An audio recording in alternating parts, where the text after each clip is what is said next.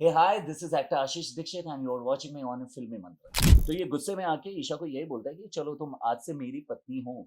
लो, तुम्हारा और मेरा नाम दीवार पे लिख देता है। बोलता है कि हम दोनों एक हो चुके हैं। लोग अगर ईशा को एक गुंडे की पत्नी कहेंगे तो दिस इज वेरी रॉन्ग। तो ये चाहता है कि ईशा को पढ़ाया लिखाया। अगर एक पेरेंट्स, माँ बाप और एक छोटा बच्चा घर में अगर बैठ के देख रहे हैं, हीरो हीरोइन काफी क्लोज आ रहे हैं, थोड़ा सा इंटीमेट हाँ। सीन हो रहा है, तो कहीं ना कहीं फैमिली तुरंत चैनल चेंज कर देती है कि बच्चा है यार, बच्चा नहीं देखता। लेकिन हमारे शो में ऐसा बिल्कुल नहीं है। Very true. हमारे शो में बल्कि बच्चा तालियां बजाएगा और रोमांटिक वे से। हमारा आर के पोज भी न्यू है। अगर वो गिर रही है तो कपड़े डाल के उसे पकड़ता है, जैसे कि मैं हर एक इंटरव्यू में बता रहा हूँ। थोड़ा सा यूनिक आर के पोज है जो कि हमने क्रिएट किया है। हमारे मेकर्स, हम लोगों ने क्रिएट किया। जितने भी फैंस अगर मेरे रिप्लाई देखते होंगे, कोई डीएम्स करते हैं, मैसेज करते हैं, मैं सबको जब भी टाइम मिलता है मैं रिप्लाई करता हूँ। तो सर हमने जैसे कि आपने कहा कि हम किसी ने मतलब सर से बहुत कुछ मैं सीखा हूँ या फिर आपने कहा कि मैंने बहुत कुछ सीखा है, क्या सीखा आपने एक दूसरे से? सीखा मैंने बेसिकली मेरे मेरे लिए बहुत कुछ सीखने के लिए। किसी न किसी हाँ। से बहुत कुछ सीखते हैं। इस इंसान से यही सीखा हूँ कि लर्निंग पावर कितनी स्ट्रांग होनी चाहिए, क्योंकि ये लर्न उतनी तेजी से करता है चीज़ें। अगर इसे डायरेक्टर सर समझाते हैं या चाहे मैं ही क्यों ना समझाऊँ, तो कहीं ना कहीं मैं भी अपने सीनियर से सीखते रहता हूँ। ये भी मुझसे सीखता है। It's a hierarchy. अगर एक एक्टर बोलते हैं ना, कभी सीखना बंद नहीं करता, तो वो चीज़ें कहीं ना कहीं होता है ना कि मुझे पता है कि मैं सीखता हूँ, लेकिन इसे देख के और भी ऐसा लगता है कि देखो ये बंदा कितना स्मार्ट तरीके से सीख रहा है। नहीं, मैं इस मतलब कि मैं जिस पोजीशन पे हूँ, वहाँ भी मुझे सीखने की बहुत कुछ ज़रूरत है। तो वो वाली चीज़ें इससे इंस्पायर हुई। सर जैसे कि हमने देखा है ये सीन है कि आप मतलब उनसे भाग रहे थे, हुँ, भाग रहे हैं हुँ, मैम हुँ, से, हुँ। वही एक तरफ आप मैम का साथ भी दे रहे हैं ऊपर वाले सीन में, वो सीन में क्या था? एक्चुअली दरअसल बात ये है कि जैसे सभी ऑडियंस को पता चल चुका है कि ईशा कहीं न कहीं एक बार मर के ज़िंदा हुई है। डिवाइन कुछ हुआ चीज़ें एंड वो ज़िंदा हुई है। तो ये वहाँ पे ये तो बोल देता है कि ठीक है, क्योंकि बिंदिया से इसकी जब शादी टूटती है, तो कहीं न कहीं ये बिखर सा जाता है कि मतलब मेरी एक दोस्त जो कि दोस्त थी, अब वो दोस्त भी नहीं रही। मैंने उसे धोखा दे दिया, इन शॉर्ट। तो ये गुस्से में आके ईशा को यही बोलता है कि चलो तुम आज से मेरी पत्नी हो। लो, तुम्हारा और मेरा नाम दीवार पे लिख देता है। बोलता है कि हम दोनों एक हो चुके हैं। मैं बन गया आज से आपका पति, पति ब्रह्मचारी बन गया। लेकिन आपकी जो बोलते हैं ना वैल्यू होगी इस घर में, सिर्फ़ और सिर्फ़ एक फर्नीचर की तरह होगी।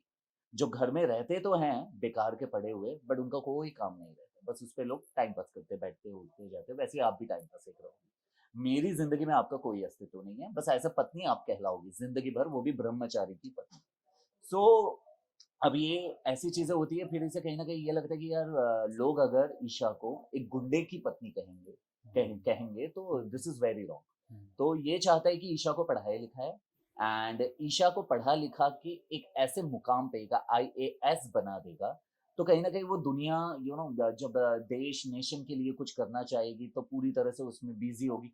तो उसे ये समझ में आएगा कि उसकी ज़िंदगी का जो बोलते हैं ना मोटो था, मोटिवेशन था, वो ये नहीं था कि मैं सूरज की पत्नी बनूँ, वो ये था कि मैं देश की सेवा करूँ। So this is all. ये सूरज के दिमाग में ये वाली बातें जाती हैं, तो इसलिए सूरज चाहता है कि वो पढ़े-लिखे।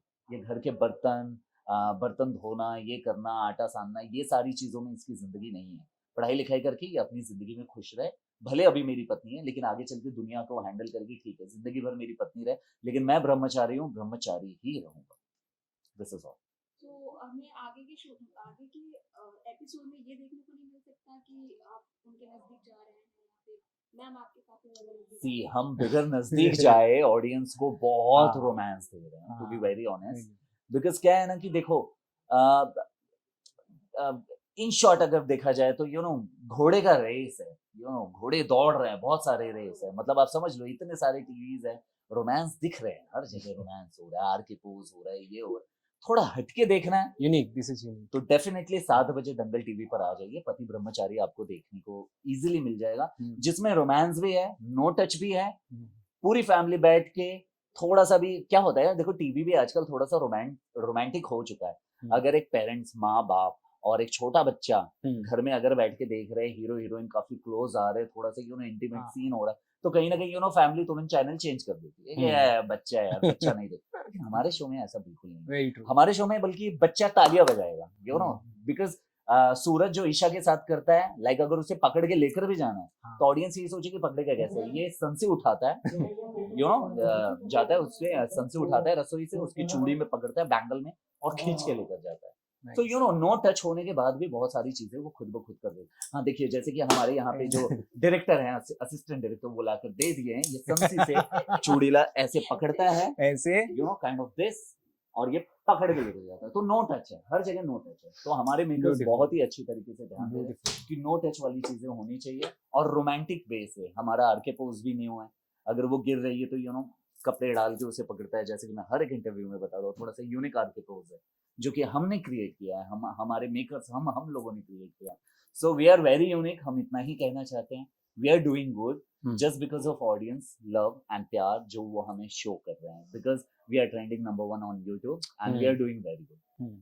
सो सर, उन फैंस के लिए क्या कहना चाहेंगे जो आपके प्यारे प्यारे एडिट्स बनाते हैं, आपको रोज देखते हैं, जी आपके जी। सोशल मीडिया पे फॉलो करते हैं, उनके लिए क्या कहना चाहेंगे? मैं हमेशा हमेशा हमेशा सभी जगह पे यही कहता हूँ कि आज जो कुछ भी हूँ मैं व्यूवर्स के ही दम पे, हम एक्टर्स जो भी हैं व्यूवर्स के दम पे हैं, फैंस के दम पे हैं। जो फैंस हमारे टाइम निकालते हैं एडिट्स, रील्स, ये सारी चीजें बनाने के लिए, उनको तहे दिल से थैंक यू कहता हूँ। इवन सभी को पता है, जितने भी फैंस अगर मेरे रिप्लाई यू नो देखते होंगे, कोई डीएम्स करते हैं, मैसेज करते हैं, मैं सबको जब भी टाइम मिलता है मैं रिप्लाई करता हूँ। मैं ऐसा नहीं है कि यार पड़े हुए हैं मैसेजेस, मैं ऐसे कैजुअली जाके खोलता हूँ, जो भी आया है हार्ट भेज देना, स्माइल भेज देना, लाइक कर देना।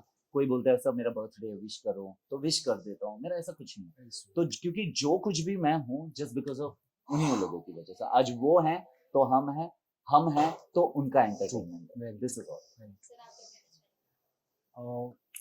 इसमें एक तो मैं एक दूसरी चीज़ को बोलना चाहता हूँ, जो सूरज भाई ने भी ईशा के लिए बोला ना, जो ईशा भाभी के लिए जो वो ये आईएएस की उनकी प्रिपरेशन करा रहे हैं ना, उसमें जो मुझे एक एंगल दिखता है ना, एक बार ये मुझसे डिस्कस भी कर रहे थे, क्योंकि जैसा सब जानते हैं जो देखते हैं सीरियल, सूरज भैया भी ना अपनी लाइफ में आईएएस बनना चाहते थे।